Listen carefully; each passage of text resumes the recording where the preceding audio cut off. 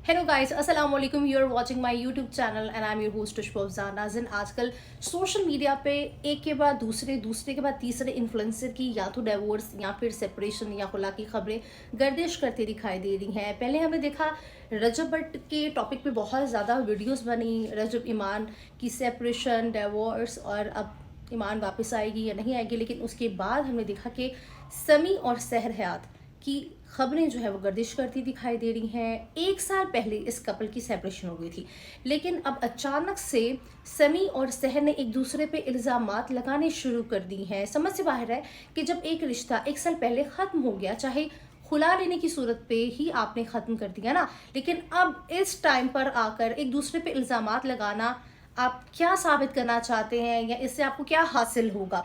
तो जनाब, सबसे पहले बात कर लेते हैं समी के हवाले से। समी ने जो इल्ज़ाम लगाए हैं, समी का कहना है कि ये रिश्ता सहर की वालिदा की वजह से टूटा है, क्योंकि जब शादी के बाद हमने उम्रा पे जाना था, क्योंकि सहर फाइनेंशियली तौर पे काफ़ी हद तक समी को सपोर्ट करी थी, तो सहर ने उम्रे पे अपने हस्बैंड के साथ जाने की बजाय अपनी अम्मी को ले गई। और इसकी अम्मी किसी हद तक समी को लाइक नहीं करती थी। वो समी की कुछ इस तरह की बातें कान पे भरती रहती थी सहर की, और कहती थी ये लड़का ठीक नहीं है। और फिर बात यहाँ तक कान पहुँची कि कुछ झूठे इल्ज़ामात उन्होंने अपनी बेटी को बोले कि समी ने ऐसे ऐसे ऐसे मुझसे बात की है, मेरी इंसल्ट की है, तुम्हारे बारे में ऐसे बात करता है, फलां फलां फलां फलां। तो इस वजह से इनका रिश्ता बहुत ज़्यादा वीक हो गया। ये मैं नहीं कह रही, ये समी की जानिब से इल्ज़ामात लगाए गए हैं। उसने कहा फिर अल्लाह का शुक्र था कि मेरे पास वो कॉल रिकॉर्डिंग मौजूद थी।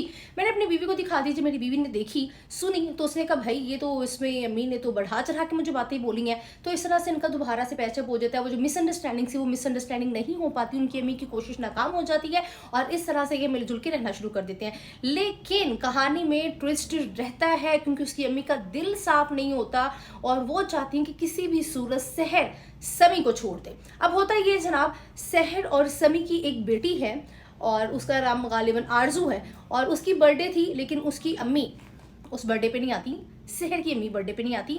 और अपने इंस्टाग्राम स्टोरी पे और वीडियो पे बगैर नाम लिए समी ने सारा इल्ज़ाम उसकी अम्मी पे लगाया कि जब बर्थडे थी तो सहर की अम्मी भी उस बर्थडे पे नहीं आई।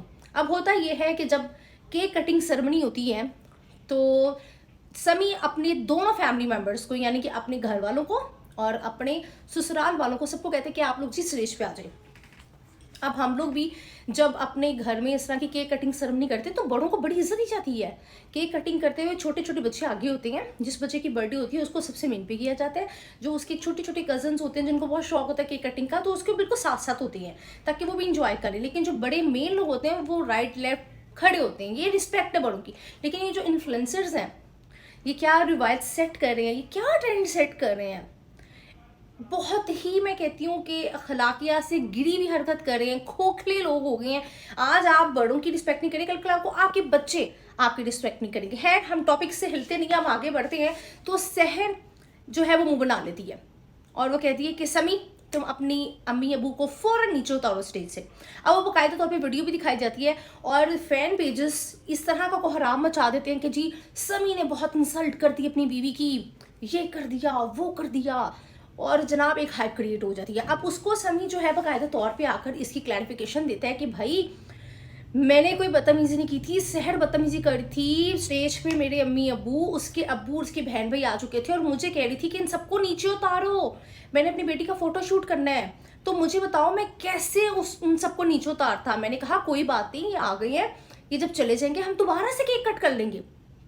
देखिए, उस बंदे ने फिर भी रास्ता निकालने की कोशिश की, लेकिन सहर बाज नहीं आई, सहर ने मुंह बना लिया। और सहर जब घर गई, सहर ने फिर बहस की और फिर सुबह उठते साथ सहर ने फिर से हंगामा क्रिएट किया, बदतमीजी की, बहुत ज़्यादा उसको इंसल्ट किया, डिग्रेड किया, ना सिर्फ उसको बल्कि उसके घर के बड़ों को भी। जब ये सारी बातें समी की जानिब से की जाती हैं तो समी ने फिर साथ में ये भी कहा कि मुझे बहुत ज़्यादा मेरे काम में, मेरी पर्सनैलिटी में कीड़े निकालती थी, मुझे बाकी लोगों के साथ कंपेयर करती थी, क्योंकि आपको पता है कि समी का वेट ज़्यादा ही नहीं बल्कि बहुत ओवर वेट है और वो इतना ऐसे अच्छा कमाता नहीं। लेकिन ही इज़ आर्टिस्ट, वो सिंगिंग भी कर रहा है, इतना फेमस नहीं है लेकिन अच्छा गा लेता है। कुछ थोड़े बहुत कॉन्सर्ट्स तो उनको मिल जाते होंगे, लेकिन कहते हैं ना वक्त हमेशा सदा एक सा नहीं रहता। और ये तमाम चीज़ें पहले ही देखकर ही सहर ने शादी की, लेकिन फिर अपने ही हस्बैंड में इस तरह से कीड़े निकालना मुनासिब नहीं है। फिर समी की जानिब से ये भी कहा गया कि मैं अपने आप को, अपने घर वालों को सहर के मुताबिक ढालने की कोशिश कर रहा था। अब यहाँ से देखें कि लड़की की जब शादी होती है ना, तो लड़की अपने आप को अपने ससुराल वालों के मुताबिक रंग में ढालती है, अपने हस्बैंड के रंग में ढालती है। लेकिन यहाँ पे उल्टा ही सीन था। यहाँ पे समी कह रहा है अपने वीडियो में कि मैं अपने आप को, अपने घर वालों को शहर के मुताबिक ढाल रहा था जी, और बाकी सब आपके सामने है। फिर उसकी तरफ से ये भी कहा गया कि अगर मुझे सुकून मिलता ना घर की तरफ से, तो मैं इतने से भी ना इतना कमा लेता। अगर मुझे घर से सुकून मिलता, मेरी बीवी मुझे डीमोटिवेट करती थी, डिग्रेड करती थी, ठीक है। और जब मेरी बीवी ही मेरे करियर को ज़ीरो समझेगी और कहेगी कि वो फलां स्टूडियो में जाकर सिर्फ बैठे रहता है, तो वो आम स्टूडियो नहीं है, वो एक ऐसा अच्छा स्टूडियो है कि इसको पाकिस्तान के जो टॉप हिट म्यूज़िक है वो उस स्टूडियो से जा रहा है। जैसे कि मेरी ज़िंदगी है तू, जैसे डिफरेंट गाने हैं। तो जब आप अपने हस्बैंड पे ही कीड़े निकालेंगे, सब करेंगे, तो वो कैसे ही क्या ही आगे करेगा अपनी जगह। अगर आप भी, मैं शहर के खिलाफ बात नहीं करी, अगर आप देखा जाए आप अपने प्रोफेशन अपने हस्बैंड को लेकर आई, आपने बाकायदा तौर पर उसका साथ हासिल करके कोलैबोरेशंस की, PRD, उस टाइम पर जब लोग आपको रिजेक्ट कर चुके थे, आप टोटली रिलेशनशिप में फ्लॉप हो चुकी थी, लेकिन उसने आपको साथ दिया, आपका सहारा दिया। लेकिन दूसरी जानब अगर शहर की कहानी सुननी चाहिए तो वो कहते हैं जी, रिश्ता शुरू करते वक्त मुझसे झूठ बोला गया, मुझे कहा गया पहले कि 2 करोड़, 2 करोड़ से 50 लाख रुपया, और फिर असल में 5 लाख रुपया मेरा हक महर रखा गया, जो कि इस सूरत में मैंने कहा था कि रखो कि अगर आप मुझे कल को छोड़ते हो तो आप मुझे इतने पैसे पे करोगे। तो इन्होंने मुझसे झूठ बोला, यानी कि झूठ पे इन्होंने मुझसे रिश्ते का आगाज़ किया, जो कि शहर ने भूला नहीं, शहर के दिमाग में बैठ गया। और आपको पता है कि शहर के पीछे उसकी अम्मी की सारी वो बातें जो कि समी कह चुकी है। फिर जनाब उन्होंने ये भी शहर की जानिब से जो बातें जनाब की गई, उसका कहना था कि मैं चाहती थी कि शादी के बाद मैं अपने हस्बैंड को उम्रे पे लेके जाऊं। मैंने कहा समी, मिलके पैसे डालते हैं, अगर आप मिलके पैसे नहीं डाल सकते तो काम करते हैं, आप और वह चलते हैं, और मैं अपनी अम्मी को भी लेके जाना चाहती। तो समी ने कहा कि अगर ऐसा हुआ तो मैं अपनी अम्मी को नहीं छोड़ते जाऊँगा। उसने कहा अच्छा अगर ऐसी बात है ना तो फिर तुम अपनी अम्मी के साथ रहो, मैं और मेरी अम्मी अकेले उम्रे पे चले जाते हैं। जो कि शहर ने बहुत गलत किया, रिश्ते का आगाज़ शहर ने भी गलत किया। अगर शहर ये समझती है ना कि मेरे हस्बैंड ने निकाह पे गलत रकम लिख के, झूठी बात लिख के रिश्ते का आगाज़ किया, तो शहर ने उम्रे पे अपने हस्बैंड को क्यों नहीं लेकर गई? मतलब अगर आपका पैसा है तो मतलब आप आगाज़ ठीक नहीं करोगे क्या? हस्बैंड अपनी वाइफ को कुछ नहीं देते, मैं सिर्फ आती हूँ। फिर बहन ने फिर ये भी कहा कि मुझे सेपरेट लेके रहो, और फिर उसने कहा कि मुझे गालियाँ देता था, और मैंने कहा मुझे सेपरेट रखो, मैं नहीं चाहती कि मुझे मेरे इन लॉज के सामने तुम गालियाँ दो, जलील करो, और कुछ नहीं कमाता था, सारा कुछ मैं ही करती थी। मैं एक सवाल पूछना चाहती हूँ, ये सारी बातें शहर आपको अभी याद आई हैं? आपको पता था आपका हस्बैंड इतना अच्छा नहीं कमाता, फेस वैल्यू आपकी है, हर चीज़ को वक्त लगता है, अपने हस्बैंड को भी आप वक्त देती ना।